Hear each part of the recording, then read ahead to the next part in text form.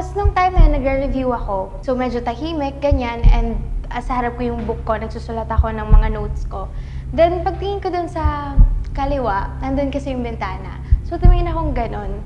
Tapos, bukas yung yellow light nila. Then, may biglang naglalakad na babae.